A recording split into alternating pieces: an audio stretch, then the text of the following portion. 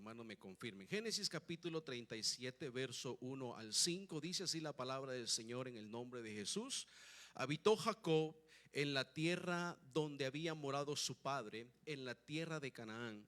Esta es la historia de la familia de Jacob. José, siendo de edad de 17 años, apacentaba las ovejas con sus hermanos.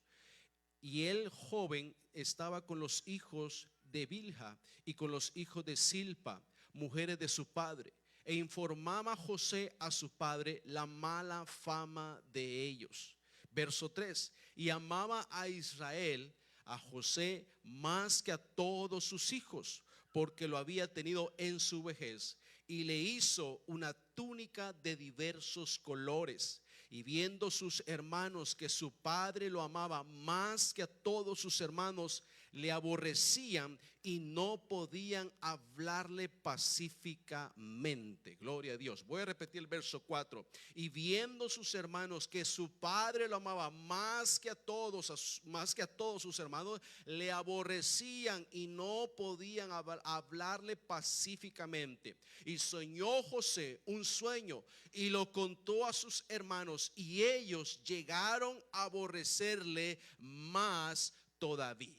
Gloria a Dios. Quiero predicarle en esta tarde bajo el tema: cuida tu propósito. Cuida tu propósito. Ayúdeme a orar en esta tarde. Señor, gracias por esta lectura de la palabra de Dios. Sé que tu palabra en sí misma ya es viva y eficaz, Señor, que no vuelve vacía, sino que cumple el propósito por el cual es enviada.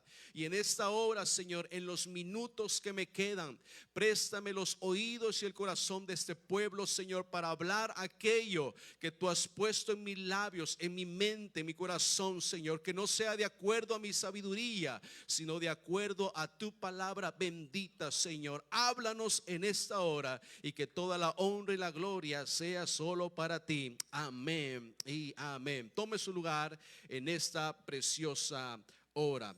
Cuida tu propósito. ¿Cuántos saben que todos tienen un propósito en este lugar? Amén. Todos tenemos un propósito de parte de Dios. No hay absolutamente ninguna persona que se puede parar en esta tarde y decir: yo no tengo un propósito, porque si no tuviese un propósito, usted no estaría aquí de pie respirando. Y si está con vida es porque Dios tiene un propósito para usted. Y lo primero que yo pude notar con la historia de José es que los propósitos que Dios tiene para cada uno de nosotros no siempre se dan en un ambiente donde todos los celebran. No todo lo que Dios le da a un hijo de Dios va a recibir algarabía, va a recibir celebración. No todos los dones y talentos que el Señor le da a una persona, muchos los celebran. No todos se alegran. Al contrario, hay bendiciones de parte de Dios que incomodan a ciertas personas. Y muchas veces por esa misma situación hay momentos donde eso genera conflictos a nuestro alrededor. Cuando hay un propósito en una persona, genera a veces un ambiente tenso a nuestro alrededor, inclusive una oposición directa. Y eso en ocasiones tiende a desconcertar a muchos, porque usted dirá: ese propósito que Dios me ha dado es para bendecir, para glorificar a Dios. ¿Cómo es que va a haber oposición aún en mi entorno? Pero sucede. Le sucedió a José con sus propios hermanos, con su propia sangre, que vivían en la misma casa. Y hay algo bien interesante que sucede, porque hay algo que el hombre natural no puede discernir, y son los planes y los propósitos que Dios tiene con los hijos de Dios. Y es ahí donde las personas naturales tratan de etiquetar o minimizar lo que miran delante de sus ojos. Es por eso que hay personas que allá afuera o aún a su alrededor, aún tal vez la misma familia, lo minimiza. Uy, ¿cómo me va a hablar a mí de la palabra? No sabe nada. O cómo va a hacer algo en la iglesia. Yo creo que sirve, pero de estorbo nada más. Amén. Hay gente que piensa así. Dice, no, ese que yo conozco de dónde viene, yo conozco cómo es, yo conozco cómo ha sido. Y la gente trata de poner etiquetas y de minimizarlo. Y cuando usted escucha ese tipo de comentarios, dice, ay, cómo Dios me va a usar a mí para un propósito, cómo Dios me va a levantar a mí para la gloria de su nombre. Y es ahí donde caemos en la trampa del enemigo, donde nosotros mismos a veces ocultamos los talentos que Dios nos ha dado para glorificar su nombre. Por eso el Señor dijo que el hombre mira la apariencia, pero Dios pesa o examina los corazones. Es por eso que todo lo bueno y especial que Dios ha puesto en la vida de alguien o ha hecho en la vida de alguien ha sido por la infinita gracia y misericordia de Dios, y no porque esa persona se lo haya ganado. Así que si usted está aquí es por la misericordia de Dios y no porque usted sea perfecto, sino porque Dios es perfecto y grande en misericordia. Aleluya. Es por eso que las misericordias de Dios son nuevas cada mañana. Porque si no fuera así, nadie estaría de pie en este lugar. Usted es fruto de la nueva misericordia que Dios ha puesto en su vida. Ahora bien, cuando vemos el proceso de José, nos damos cuenta que hay sueños, los cuales vienen directamente de parte de Dios. Y esos sueños vienen con un propósito para llevarnos hacia ese lugar o en esa dirección que Dios ha preparado. Es por eso que yo como pastor estoy fielmente convencido que nosotros como iglesia Punto de Vida estamos destinados a ver la gloria y ver cosas grandes en este lugar, porque Dios nos dio un sueño, nos ha dado una misión, nos ha dado una meta. Aleluya. Y así como hay sueños que vienen de parte de Dios, también hay sueños que nacen del anhelo de nuestro corazón, a lo cual Dios no se opone, a lo cual Dios no mira negativo, a menos que no vaya en contra de su plan. Porque hay sueños que nacen de su anhelo, que nacen de su corazón, pero que a veces chocan con el plan o el propósito que Dios tiene en su vida. Es por eso que su oración siempre debe ser: Señor, que no sea mi voluntad, sino que sea tu voluntad, porque la voluntad de Dios es perfecta y agradable. Pero a veces siempre estamos queriendo orar de manera egoísta: Señor, dame esto, quiero alcanzar lo otro, quiero poner esto, se mira aquí, se mira allá. Y a veces nada de eso sucede, no porque Dios esté en contra de su sueño, sino porque ese sueño va en contra del plan y el propósito que tiene para su vida. Es como que usted estuviera orando por algo, pero usted no sabe que si el Señor le da ese negocio o le lleva en esa dirección, se puede terminar perdiendo por completo. Y nada de este mundo natural puede ser más importante o prioritario que las cosas de arriba. ¿Alguien dice amén? Amén. Y digo eso, hermanos, porque hay quienes, sin darse cuenta, caen en un punto de sus vidas donde se hallan más afanados, corriendo detrás de sus propios sueños. Ese es uno de los errores que muchas personas tienen. Andan corriendo detrás de sus propios sueños, de sus propias metas, y dejan a un lado el propósito. No se esfuerzan en trabajar los dones, los talentos. Estas conferencias para varones, hermano, no es solamente para ir a escuchar un mensaje. Tú no sabes si hay una palabra ahí que va a activar el don o el propósito que Dios ya plantó en tu corazón. Aleluya. Algo que Dios ya puso en tu vida. Y cuando alguien siempre va corriendo de sus propios sueños, eso empieza a traer un sinnúmero de conflictos, empieza a traer irregularidades a la vida espiritual de esa persona, porque nos guste o no, nada puede estar por encima de la voluntad de Dios, porque los planes de Dios son espirituales, son eternos, mientras que nuestros planes son temporales. Todos sus planes son temporales. Yo puedo planear y decir: voy a hacer aquí, voy a hacer allá, y está bien, está excelente, pero usted está consciente de que eso es temporal, porque en cualquier momento se puede venir abajo. Podemos hacer un escaneo en el pasado y ver la recesión que se levantó hace muchos años en este país, donde mucha gente tenía por seguro que su casa nunca se le iba a quitar y la terminaron perdiendo. Amén. Porque todos los planes a la larga son temporales. Es por eso que el Señor Jesús dijo en Mateo 6, 19 al 20: no os hagáis tesoros en la tierra, donde la polilla y el orín corrompen y donde ladrones minan y hurtan, sino haceos tesoros en el cielo, donde ni la polilla ni el orín corrompen y donde ladrones no minan ni hurtan. Y una de las cosas que ha estado sucediendo en la vida de algunos cristianos es un atraso espiritual que el diablo ha estado trabajando para que usted no pueda valorar ni usar los dones, los talentos, la sabiduría, las habilidades que Dios ha depositado en usted, sencillamente para que usted no pueda cumplir con la misión que tiene en el reino de Dios. Si tan solo todos pudiéramos entender que la iglesia no funciona con un cierto grupo élite dentro de la iglesia. No, todos hemos sido llamados como un solo cuerpo para que la iglesia avance y camine hacia el propósito que Él nos ha dado, que son alcanzar las almas que están perdidas. Amén. Ese es el propósito de la iglesia, y es ahí donde todo el cuerpo en conjunto, unido, marcha hacia una misión, marcha hacia un mismo objetivo, que es alcanzar las almas perdidas. Y si usted entendiera esa misión y esa visión, créame que usted empezaría de una manera intencional a trabajar, a desarrollar los talentos, las habilidades que Dios ha puesto en usted, porque las ha puesto. Imagínese que usted ha desarrollado habilidades que no tenía en su país, que las ha venido a perfeccionar en este país.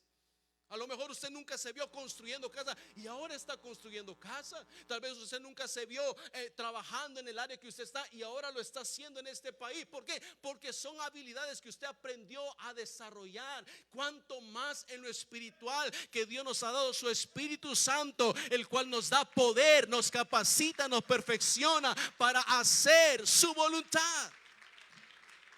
Dígale que tiene la par: tú puedes ser usado. Amén. Pero con ese ánimo ni yo me la creo. Amén. Aleluya. Voltea a ver al viejo y usted puede ser usado. Usted, hermana, puede ser usada. Usted, joven, puede ser usado en el reino de Dios. Mucho de ese problema surge porque nosotros mismos nos formamos en la mente una idea distorsionada, como si deberíamos de vernos o actuar, a lo cual algo nos frena. Porque comenzamos a decir: es que si yo me viera de cierta manera, es que si yo actuara de cierta manera que actúa tal persona, es que si yo tuviera esa preparación que tiene esa persona. Hermano, tú no te tienes que ver igual ni que tu pastor, ni que un hermano de la iglesia. No, a todos Dios nos ha dado talentos y habilidades diferentes. Es el Señor el que las va perfeccionando. Es el Señor el que las va trabajando en tu vida. Pero no tienes que verte o reflejarte en cierta persona para decir: yo tengo habilidades. Porque no hay nada peor que usar la comparación en la obra de Dios. Amén. Porque cuando uno no tiene ese entendimiento, todo eso que se levanta a nuestro alrededor, se nos va olvidando poco a poco que el único que tiene la habilidad, el único que tiene la capacidad de preparar enteramente para toda buena obra es el Espíritu Santo de Dios. Es como el discipulado que se piensa dar en la iglesia. El discipulado es una herramienta que la iglesia te provee a ti como cristiano, como alguien que está perseverando para adquirir conocimiento por medio de la palabra de Dios, para que tú te alinees al plan que Dios tiene para tu vida. Es como que tú vayas a una empresa y te digan: vaya a hacer eso, pero no te den una inducción, no te den una preparación. ¿Cómo tú vas a ser efectivo en esa área si no hay una preparación antes? Y eso es lo que el Espíritu Santo de Dios hace por medio de su santo dentro de la iglesia. Empieza a prepararte, empieza a capacitarte. Y eso fue lo que Dios hizo con la vida de José. Él era un hombre ordinario, pero Dios le empezó a proveer un favor extraordinario para que él llegara a cumplir el sueño que Dios había puesto en él. Por eso José obtuvo un manto de colores que su padre Padre le dio, porque eso le estaba dando ese favor, esa gracia que él había encontrado delante de su padre. Y Dios quería establecer en José, a través de esos indicios en su mente y en su corazón, que Dios había puesto algo grande en él. Por eso Dios muestra su misericordia, Dios muestra su favor sobre ti. Dios te abre puertas, no para que tú te sientas gratis, sino para que tú entiendas en tu mente y en tu corazón que Dios te llamó para cosas grandes y especiales. Dios te llamó para cosas sobrenaturales. Y por eso Dios muestra su mano, y por eso Dios nos da su favor. Hay veces que tú te has parado en lugares donde el favor de Dios te ha podido dar acceso a lugares que tú no te imaginaste. Y a veces nuestra mente se va tan por lo natural que empezamos a decir: es que yo tengo gracia, es que yo tengo favor, es porque yo soy muy letrado, soy muy capacitado. No, es Dios el que va delante de ti. Y eso es interesante, porque hay veces que el llamado de muchos no se activa, no porque haya una oposición del diablo, porque lo que decimos, si hay oposición, es el diablo. Pero no toda la oposición viene del diablo, sino porque el corazón de esa persona no puede ser capaz de visualizar y abrazar el sueño que Dios puso en su vida. Y es ahí donde empieza el automenosprecio, el querer usar un entendimiento de humildad descalificándote a sí mismo. Y hay veces que creemos que mientras más abajo nos tiramos, más humilde somos. Pero no. A veces cuando tú mismo te minimizas, estás proyectando cómo te visualizas, cómo te percibes. Y es cierto, tenemos que hablar con humildad, pero dice la Biblia también que nadie tenga más alto concepto de sí del que deba de tener. Entonces Dios no está en contra de que tú tengas un concepto de ti mismo saludable en el reino de Dios. Yo soy hijo de Dios, soy un real sacerdocio, soy un pueblo adquirido por Dios, he sido lavado con la sangre de Jesucristo. Mi Padre me ha llamado para cosas sobrenaturales. Amén. ¿Por qué? Porque tengo su Espíritu Santo morando en mi vida. Por eso la Biblia dice que los pensamientos de Dios son de bien y no de mal, para darnos el fin que esperamos. Y así que los pensamientos de Dios de continuo para ti, para tu familia, son de bien, son de bendición, son de provisión, son de abundancia. Esos son los pensamientos. Pero cuando tú mismo estás levantando una oposición contra esos pensamientos, ¿quién crees que está frenando la bendición? ¿El diablo o tú mismo? Tú mismo. Tú mismo resistes la bendición a veces. Tú mismo resistes que Dios te levante. Tú mismo resistes que Dios te use, que Dios restaure tu familia. Porque con tus mismos pensamientos estás trayendo abajo todo lo bueno que Dios está queriendo impulsar en tu vida. Eso quiere decir, hermanos, en esta tarde, que hay un plan de Dios para cada uno que ya fue establecido, pero que necesita ponerse en marcha. Tiene que activarse. No puede estar esperando todo el tiempo: dame una confirmación, dame una confirmación, dame una señal, dame una señal. Si tal día me levanto y predico bien, esa es la señal. Y ese día predicas tan mal que no te salió nada, te confundiste, te pusiste nervioso. Entonces Dios no me llamó. ¿Quieres definir tu propósito por una situación, por un momento? Yo me recuerdo que cuando me levanté a predicar en la iglesia, se me confundió todo mi mensaje. Todos los textos los decía al revés, tartamudeaba, me ponía nervioso, confundía las palabras. Y hasta el día de hoy aún todavía me pasa. Pero ¿qué? Esa es la batalla constante por tal de ir detrás del propósito de Dios. Pero no me puedo definir por una situación temporal. No, porque los planes de Dios yo entiendo que son de bien y no de mal. Y es Dios el que me perfecciona, el que me ayuda, el que me levanta, el que me capacita constantemente. Ahora bien, tener en mente que Dios es un Dios de cosas extraordinarias, de cosas abundantes, de cosas grandes, es el primer paso que nos conduce al plan que Dios ya trazó.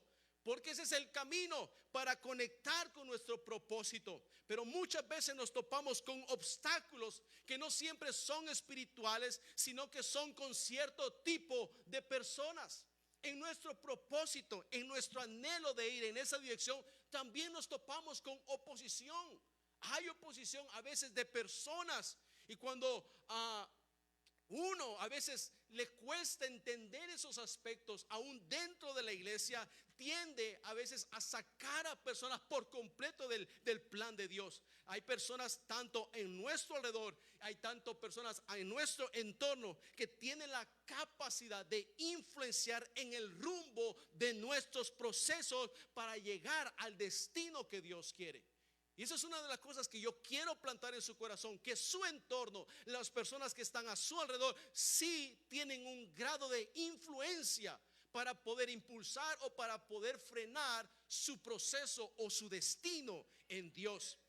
Y eso fue algo que no solo le pasó a José, eso es algo que no solamente le aconteció a José, sino que es podemos decirlo, es un patrón espiritual que pasa a todo hijo de Dios, a todo aquel que está en las manos de Dios. Y en ese punto de nuestro proceso caminando con Dios, con ese proceso de nuestro alineamiento con Dios, a veces puede suceder al principio, puede suceder en medio, puede suceder al final. Ahora, la clave es identificar eso, identificar esa cierta oposición y poder llegar a la conclusión de que esos obstáculos simplemente se están presentando porque el diablo sabe perfectamente que estás enfocado en llegar a ese destino que él ha puesto para tu vida. Hace poco miraba un video donde la persona decía: cuando observes el lado desagradable de la iglesia, porque va a llegar, ten por seguro que tus ojos estén puestos en Cristo.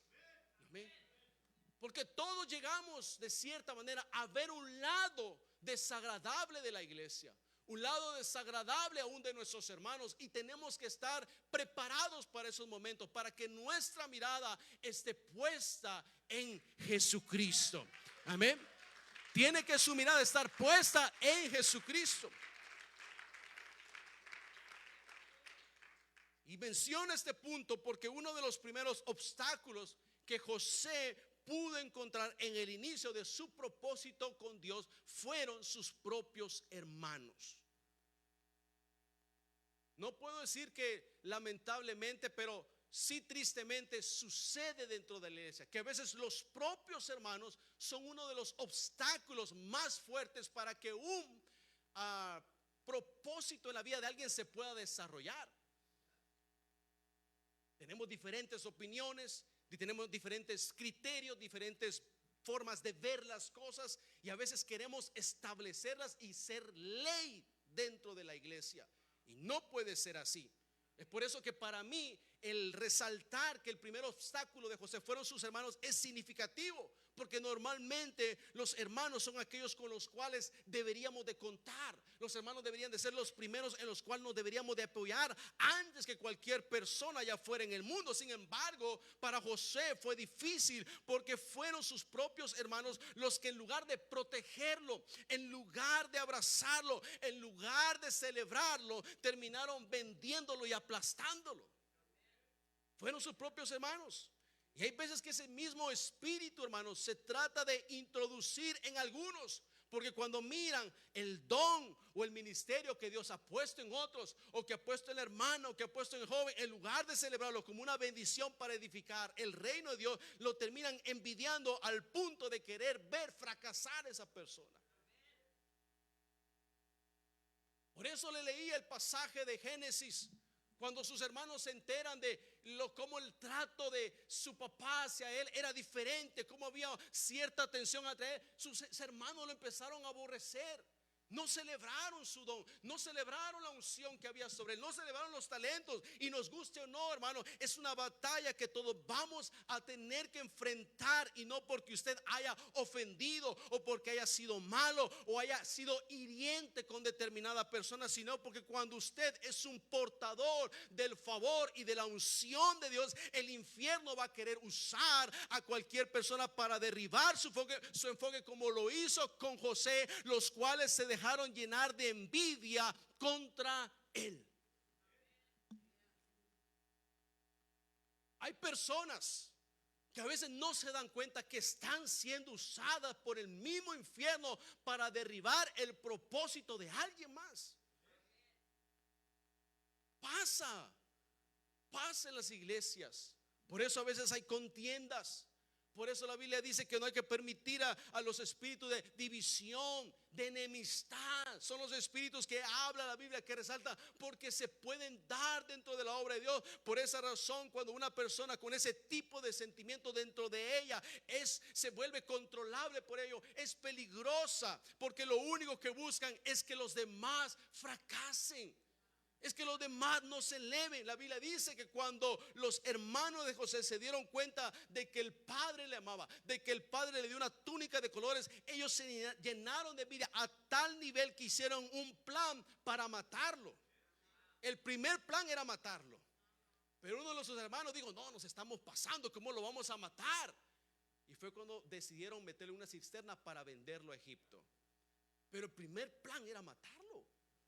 Mira hasta dónde empezó a escalar ese sentimiento en ellos, de cómo había un favor, de cómo había una gracia que ellos no tenían, que querían destruir. Y a veces el enemigo trata de poner eso en ciertos corazones, de decir: es que miren, a él sí lo usen, a mí no, es que ojalá que se equivoque.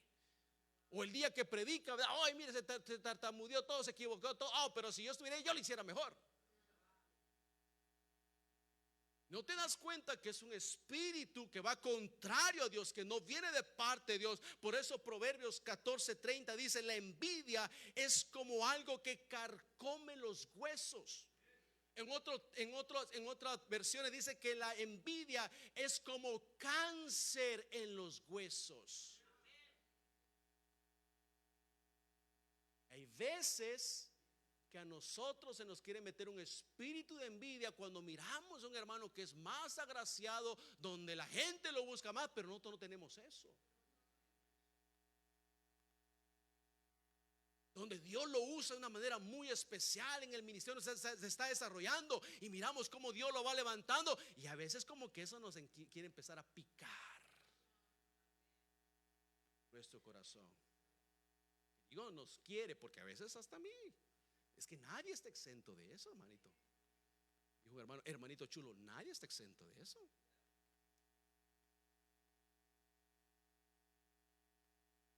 ¿Cómo actúas tú cuando miras el don de alguien cuando empieza a ser levantado?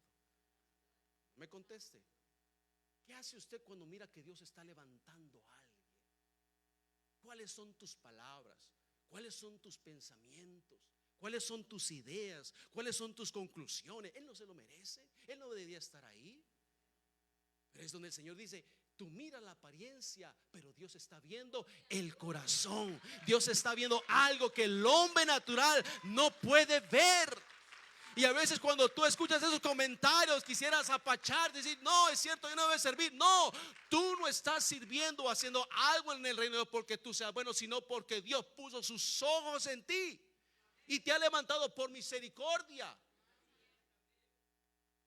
Y déjame decirle a alguien en esta hora: nadie dentro de la iglesia está exenta de que algo así le suceda, porque el diablo emplea mucho esa comparación. Es un ataque del mismo diablo, la comparación. Y lo podemos ver en todas las esferas, desde los jóvenes hasta los viejos. Ay, pues es que yo soy maduro, a mí no, eso no me... Todos, desde las cosas espirituales hasta las cosas naturales.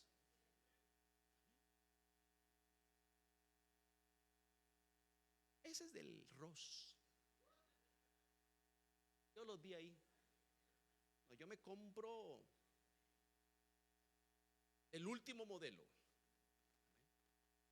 Estoy hablando como una mujer del mundo, ¿no? Ese carro, yo he tenido mejores. Esa marca no es buena. Empieza a meterse un espíritu de envidia, de comparación. Aún queremos meter eso dentro de la Biblia. No, para mí hermano Luis predica mejor que el hermano Rigo. Aún hasta los mismos líderes los queremos meter en comparación. No, a mí me gusta más como predica hermano Norberto que el pastor, porque lo hace más alegre. Por él si no me duermo. Queremos meter un espíritu de comparación. No es que el hermano sirve mejor. ¿Quién te ha puesto a ti para estar pesando los propósitos, los llamados. No, Dios no nos llamó a eso, nos llamó a servir en la medida que esa persona lo haga para su Dios y no para el hombre. Por eso la Biblia dice que todo lo que hagáis, hacedlo para Dios y no para el hombre. Yo no lo hago con la intención de resaltar más que el otro para demostrarle que yo puedo más. No, yo lo hago para agradar a Dios, porque quiero exaltar a Dios. Porque si yo no sé matar ese espíritu de comparación, lo único que va a alimentar es celos, lo único que va a alimentar es una competencia, lo único que va a alimentar es amargura. Y el único que se está enfermando es usted mismo. El video ya no me dijeron si se pudo poner. ¿Se pudo? ¿Lo pueden poner ahorita? Vaya, por favor, para que sea un comercial. Dice, alguien tiró una piedra dentro de un establo. La piedra pegó en un bebedero y salpicó agua por todos lados. La vaca se mojó toda, pero no le importó. Dio la cola, se acomodó y siguió durmiendo. Pero un caballo al que también le pegó.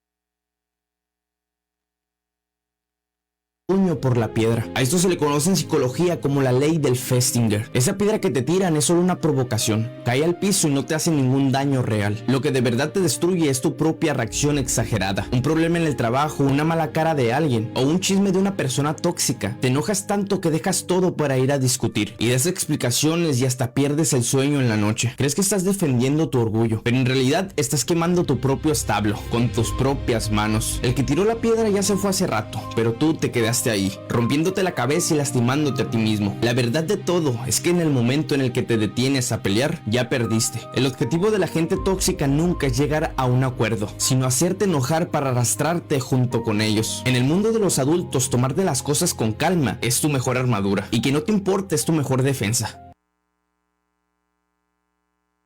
Amén. Es la reacción que nosotros tenemos a las situaciones a nuestro alrededor las que nos pueden impulsar o nos pueden detener. Por eso le decía que la mayor oposición de un propósito no es muchas veces el diablo, sino nosotros mismos. Cómo actuamos, cómo enfrentamos, cómo tratamos de resolver las situaciones que se nos van presentando en la vida. Y por ejemplo de ello tenemos a Caín y Abel, que cuando Caín observó cómo Dios se agradaba de la ofrenda de su hermano, Dios mismo se dio cuenta de que su semblante, su apariencia se fue abajo. Amén. Ese entusiasmo que había en él se cambió. Y a veces yo lo he visto en persona cuando vienen otros que rápido le cambian los ojos. Estaban bien alegres y cuando vienen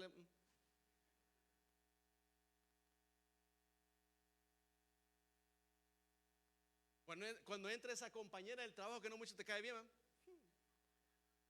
cambia. Cuando tú llegas a un ambiente donde está cierto grupo y tú llegas, se nota cuando tú llegas para hacer edición o te están viendo raro. Se percibe. Y usted tiene que entender eso, que hay un lenguaje no hablado que se puede leer y es su rostro. Amén. Eso fue lo que sucedió con Caín y Abel. Cuando él vio como su hermano Abel dio la ofrenda, lo mejor, eso agradó el corazón de Dios, pero también produjo algo en el corazón de Caín que lo llevó a tener envidia cuando vio el favor que automáticamente su hermano recibió por hacer las cosas con excelencia. Y la Biblia dice que el hacer las cosas con excelencia despierta la envidia. Quien desarrolla una capacidad de hacer las cosas con excelencia para Dios o donde esté, eso va a despertar envidia. Y usted no puede permitir que su excelencia para Dios se frene por la reacción de la gente a su alrededor. Porque si no, usted va a tirar su propósito por la borda, lo va a tirar por la ventana. Hay veces que yo he hablado con personas que me dicen: no, es que yo escuché aquí esto y pastor y quiero esto, aquí lo otro. Y yo digo: wow, pero si hermano, si tan solo te dieras cuenta cómo se está haciendo las cosas de excelente, cómo Dios te está usando, me gustaría que pudieras verlo como yo lo estoy viendo. pero se dejaron apagar, permitieron que su brillo se apagara por lo que alguien más dijo. Por eso Santiago 3:16 dice: porque donde hay celos y contención, ahí hay perturbación y toda obra perversa. Cuando hay envidia en algún ambiente, eso empieza a levantar obras de perversidad, y tú tienes que aprender a discernir eso y no tomártelo personal y sentirte la persona más miserable. No, al contrario, si hay algo bueno en ti, dale gloria a Dios, porque fue Dios el que te lo dio. Ahí hay veces que cuando nosotros observamos ciertas cosas diferentes a eso, quisiéramos actuar.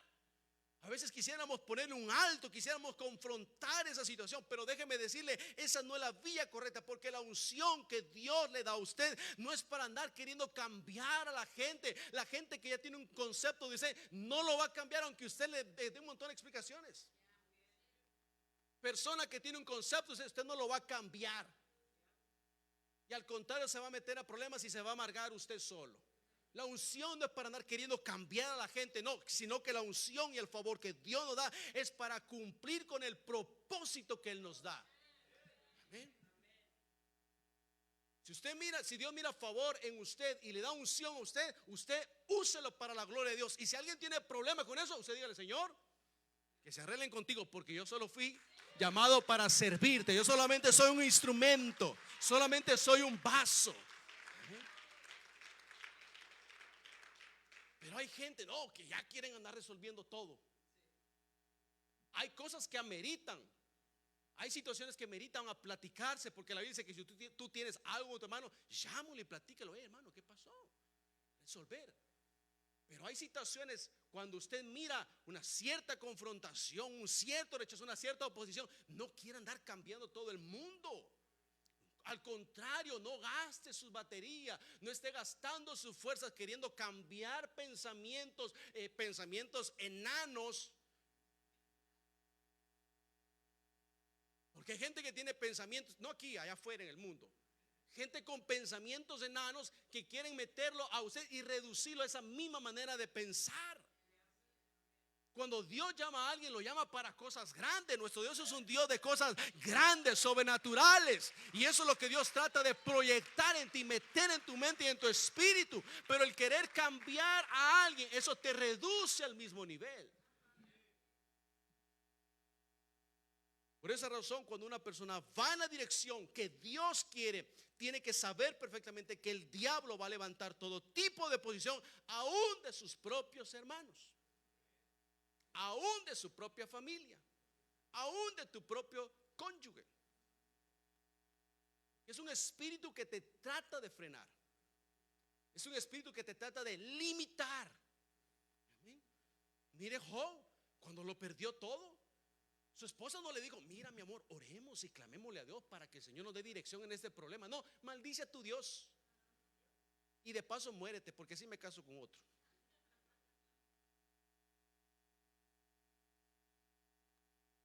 No, mire tantos problemas, vámonos de ahí. No, ahí no sirve nadie, mi amor, ahí nadie nos quiere.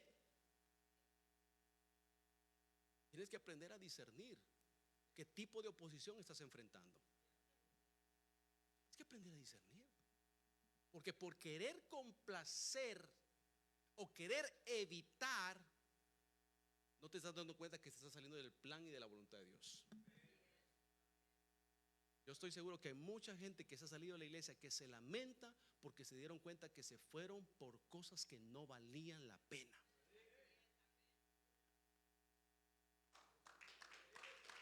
Amén. Porque no se vuelven a levantar. Tal vez usted lo ha visto, hermana Lea. Tenían un ministerio, servían, tenían oposición, pero porque estaban sirviendo, porque estaban haciendo las cosas bien, pero por querer evitar y por quererle dar el gusto al diablo se salieron y todo eso lo tiraron al suelo. Porque hay cosas, propósitos tuyos que Dios te ha dado a ti que están conectados en el lugar donde Dios te ha plantado. Por eso la Biblia habla de que el hombre de Dios debe de ser como un árbol plantado plantado. Usted debe de estar plantado en el reino de Dios, sembrado en el reino de Dios. No hoy día, un año me voy a plantar en esta iglesia, otro año me voy a plantar en otra. No, usted nunca va a dar frutos. Nunca va a dar frutos. ¿Por qué? Porque no está plantado junto a corriente de agua viva. No está plantado en esa corriente donde Dios lo quiere nutrir, donde Dios lo quiere capacitar, donde Dios quiere levantar a una oposición para que usted madure. Padres que no quieren que sus hijos tengan oposición están criando hijos de papel, que con cualquier problemita se van a romper.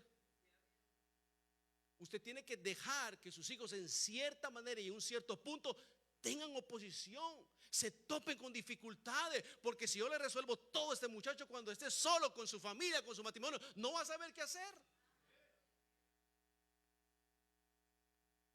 Ahí está, nos cayó a todos.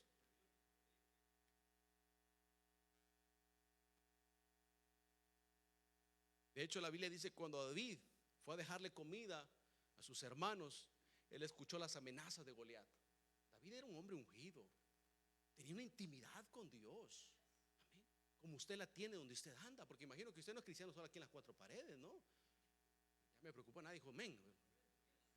Ojalá que no hayan escuchado bien la pregunta, por eso no contestaron. Pero me imagino que usted no es cristiano solo aquí en las cuatro paredes, sino que usted anda allá afuera alabando a Dios. Cuando está preparando el pan, la hermana: gloria a Dios, te alabo, Señor, te bendigo, Señor, aleluya. Anda danzando ahí en su trabajo. Yo imagino a hermano Javier ahí alabando al Señor, repellando esas paredes, arreglando ese sanitario. Wow, Señor, qué maravilloso. Yo me los imagino a ustedes así, realizando sus labores, alabando al Señor. Amén. Y así era David. David cuidando las ovejas, ahí alababa así: oh Jehová, tú eres mi pastor y nada me faltará. Tenía una comunión, había una unción estrecha de David con Dios.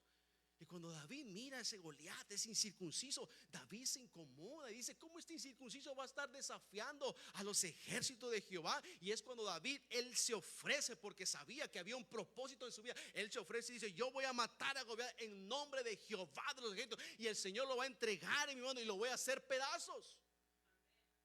Y cuando David se paró con ese entusiasmo, inmediatamente los matafuego apareció su hermano Eliab y le dice: yo conozco tu soberbia y la malicia de tu corazón, que para ver la batalla has venido. Hay veces que cuando usted es atrevido para Dios, la gente lo interpreta como orgullo. Cuando el pastor dice: hagamos esto, y dice: amén, hermano Elías dice: amén, pastor, podemos. Se la lleva de ungida.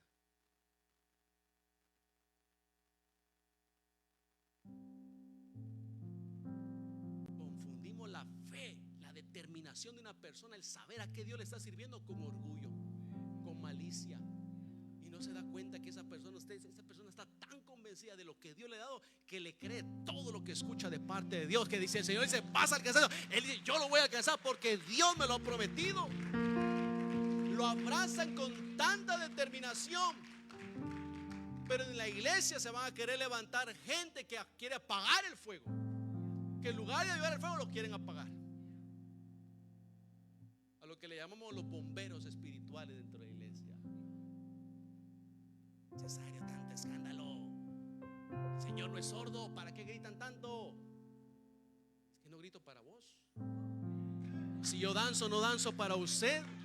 Si yo alabo al Señor de la manera que alabo, no lo hago para usted, lo hago para Dios. Lo hago para mi Cristo, porque Él me ha levantado, Él me ha dado favor, Él me ha dado gracia. Cuando nadie daba nada por mí, el Señor dijo: yo te voy a usar a ti. ¿Cómo no lo voy a alabar? ¿Cómo no lo voy a exaltar? ¿Cómo no voy a bendecir el nombre de Jesús? Amén. Quédese de pie en esta tarde. Aleluya. ¿Cómo no voy a bendecir al Señor, hermano? Amén. ¿Cómo usted le va a decir a la hermana Marisela: cállese, hermana, no haga tanto escándalo? ¿Cómo usted le va a decir: no grite, no sea así? Si la hermana sabe todo lo que Dios ha hecho.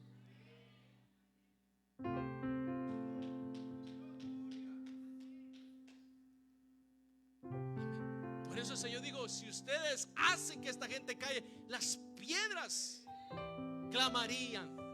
Amén. Porque no puede contenerse el gozo, el agradecimiento, el favor que Dios nos ha dado, sin merecerlo, sin haber hecho nada. Usted no hizo nada para merecer lo que Dios le ha dado. No, usted no ha hecho nada. Si buscamos y servimos y alabamos, no es para compensar lo que Dios, no, porque nada de lo que se haga va a poder pagar ni siquiera el 1%, ni siquiera el 0,0001% de lo que Dios ha hecho por usted. No, pero lo hacemos por agradecimiento. Lo hacemos por amor, porque estamos convencidos de que Dios ha puesto algo especial en nosotros que nadie nos pudo haber dado, sino solamente Él.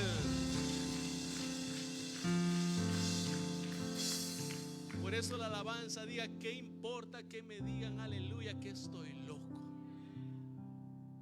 Si yo lo hago solo para ti. Lo hago solo para ti. Hay gente que le voy a caer mal, claro, pero media vez haya favor y gracia de Dios en mí que les pueda bendecir, la gloria es para papá, la gloria es para Dios. Ahí estoy cumpliendo el propósito que Dios me ha dado, porque Dios no me llamó a agradar a la gente, me llamó a usar lo que puso en mi vida. Que se aprovecharon de mí, de lo que yo di. Gloria a Dios que diste algo bueno. Gloria a Dios que tuvieron algo bueno de que aprovecharse de ti. Que todo lo que tenemos es de Cristo. Todo lo que tenemos es de Cristo, hermanos.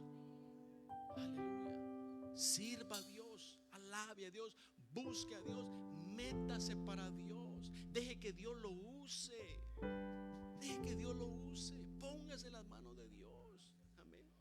¿Cuántos quieren ser usados por Dios? Amén. ¿Por qué con esa fe no se viene al altar y le dice: Señor, aquí estoy? Quiero ser barro en tus manos, Señor. Quiero ser barro moldeable en tus manos, Señor. Véngase, véngase con esa actitud de corazón. Aleluya. Véngase sin temor.